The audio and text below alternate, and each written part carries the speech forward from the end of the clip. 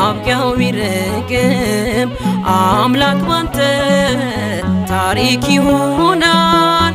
የደስታ ቀን ለኔም ይመጣል። አንተ አትሳሳትም በስራ ፍጹምና መልካም አባት ነህ። እስከሚሆን ድረስ ተራዬ እጠብቅሃለሁ ጌታዬ።